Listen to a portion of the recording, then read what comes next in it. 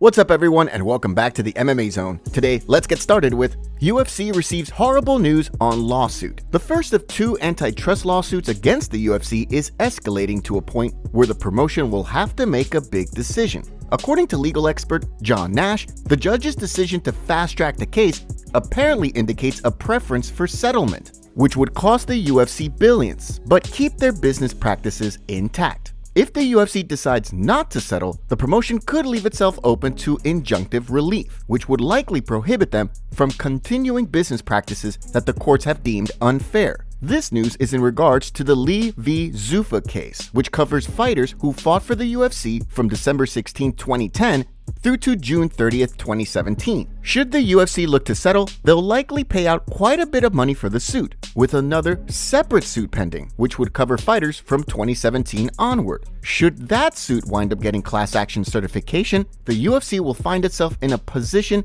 very similar to the one they're in right now, all over again. If the promotion decides they won't settle, then the case will proceed to trial in April, with the other pending class action suits still on the horizon. Given the magnitude of the situation, how things play out could define the shape of the MMA landscape in the coming years. Next up, let's take a look at Bo Nickal confirms next fight date. Bo Nickal will be returning to action before next summer in hopes of continuing his impressive win streak. Since joining the UFC in 2022, Nickal has rattled off 2 straight wins, most recently defeating Val Woodburn via TKO in the opening minute of their UFC 290 fight. Since then, fans have been anxiously awaiting news on his next fight. In an Instagram comment where a fan asked when he would be returning, Nickal simply responded and said UFC 300. The comment was quick to go viral, with fans speculating as to who Nickal could compete against on the historic card. So far, there's been little word on who the NCAA legend could face. However, with Nickal eager to climb the 185-pound rankings ladder, many are wondering whether the UFC will look to book him against a ranked contender, or continue to build him up considering he's just 5-0 throughout his career.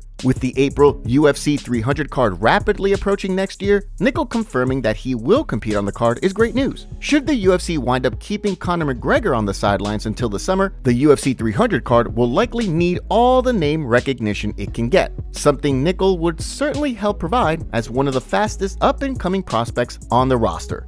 Next up, let's take a look at Islam Makhachev beat Khabib many times wrestling. While Khabib Nurmagomedov went undefeated throughout his professional MMA career, there was one person who would get the better of the Eagle during training sessions long ago: Islam Makhachev. With the two men being good friends and training partners, it's no wonder that Makhachev got the better of Nurmagomedov from time to time. However, as AKA head coach Javier Mendez tells it, Makhachev was the only one who could give Nurmagomedov a hard time early on, which indicated to him that he had a special fighter on his hands. He spoke in an interview with Jimmy Smith where he explained, when Islam first started come training, I mean, he was the only person that actually gave Khabib any trouble sparring. No one else would give Khabib any trouble sparring. He was the only one. He was the only one that would actually win rounds against Khabib. No one else could ever do that. While many have held out hope that Nurmagomedov would return to the octagon someday, he has repeatedly closed the door on a potential return to action. Despite that, and the fact that he won't attend fights live, as Makhachev has explained, the Eagle never misses a training session, recently also heading to Abu Dhabi to help Makhachev for his final preparations before his short-notice rematch with Alexander Volkanovski. Now, let's shift gears and take a look at Alex Pereira sends a warning to Jamahal Hill. Although Jamahal Hill has remained confident that he will be able to return to action and reclaim the light heavyweight title, Alex Pereira wants to make it clear that his reign isn't ending anytime soon. On the heels of Pereira's win over Yuri Prochazka, Dana White explained that the light heavyweight champ will next defend his title against Jamahal Hill, who'll be looking to return to action in 2024. After catching wind of Hill vowing to knock him out, Pereira responded in a video for his YouTube channel. If I would compare these 3 fighters, Jamahal, Jan, and Yuri, and someone would tell me like, hey, choose one you would like to fight, I would choose Jamahal because I think he's a good opponent for me. I think it's just a little bit over or too much as well, looking at my story, my history in kickboxing, to say I will stand striking and I'll knock him out and whatever. So far, the timeline given by Hill puts his return sometime next summer, with the former champ eager to jump into camp early in the new year. Of course, given the fact that he'll be attempting to come back from an Achilles tear, the big question is whether the former champ will look like his old self when he returns to action. With that in mind, Hill, who was in attendance at Pereira's most recent fight and several of his past fights, he's fully confident that he can get the job done. Next, let's take a look at Ilia Topuria talks Alex Volkanovski fight. When Ilia Topuria and Alexander Volkanovski clash at UFC 298, the fight will see Topuria look to become the first man to defeat Alexander Volkanovski at featherweight. On the heels of Volkanovski's short-notice loss to Makhachev, the featherweight kingpin is eager to return to the win column in a big way and silence his critics. While Volkanovski has looked largely unbeatable inside the octagon, Topuria believes he'll have one big advantage over the champ when they collide in February. Speaking during an appearance on the Overdogs podcast, Topuria explained, because that is where I really think that I have the advantage with him, because he's a good striker, but he's not a natural wrestler, or he's not good at the ground, and that is where I'm going to make the difference.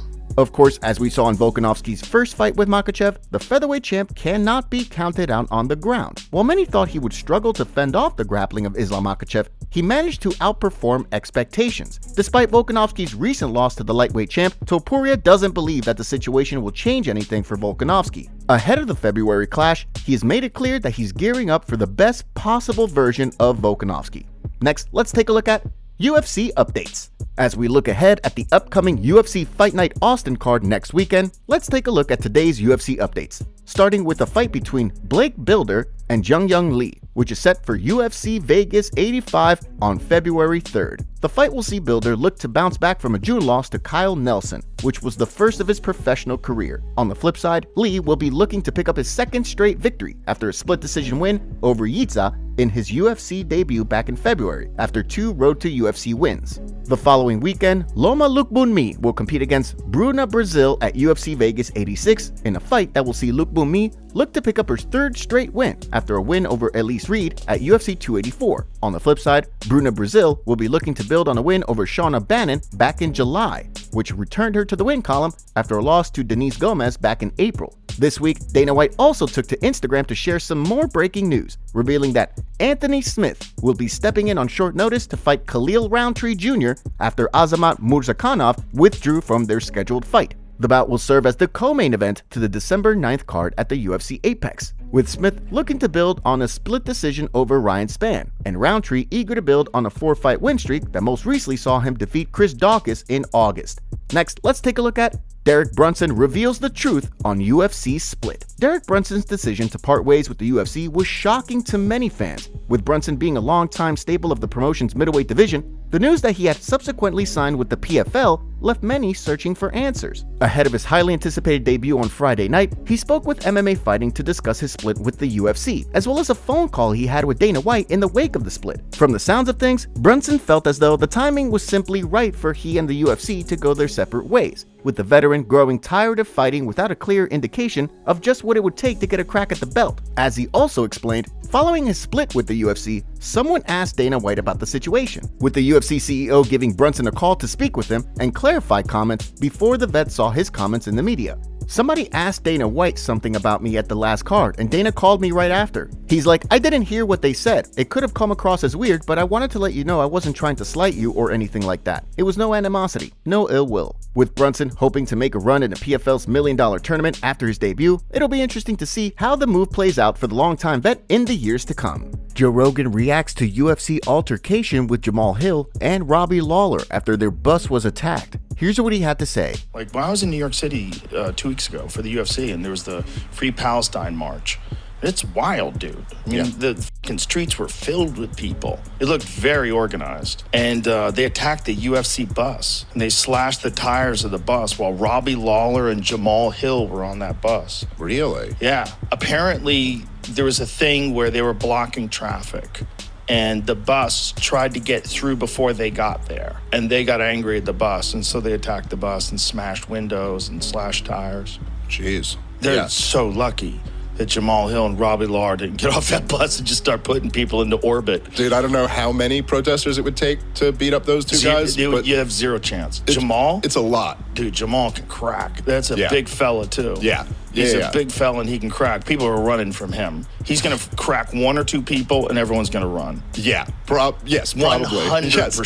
Yes. My money is on the professional fighters. Someone's going to recognize Robbie Lawler. Yeah. Someone's going to recognize him. Yeah. And they're going to realize, oh my God, these are UFC fighters. And they're going to, there's 2 of them. Oh my God. And then you're going to realize, like, who else is on the bus? Let's get the fuck out of here. Yeah. No, well, look, it's probably for the best for those protesters that it didn't go down that way. Top comments. Everyone is sick of Ian. Ian's wife also taught him how to be in denial too. Pereira being funny is the best thing I found out this year. Nobody is wondering why Cumshot is calling anyone out. That's what he does. Calls people out, then only fights smaller guys or short notice guys and barely squeaks out a decision. Cejudo's pre-fight picks be like, one of these fighters are gonna win and one of them is going to lose, man. Make sure to leave a comment and you might get featured in our next video. Thanks for watching. If you enjoyed, make sure to subscribe and turn on notifications to never miss any MMA news. Check out our video from yesterday if you missed it. See you tomorrow.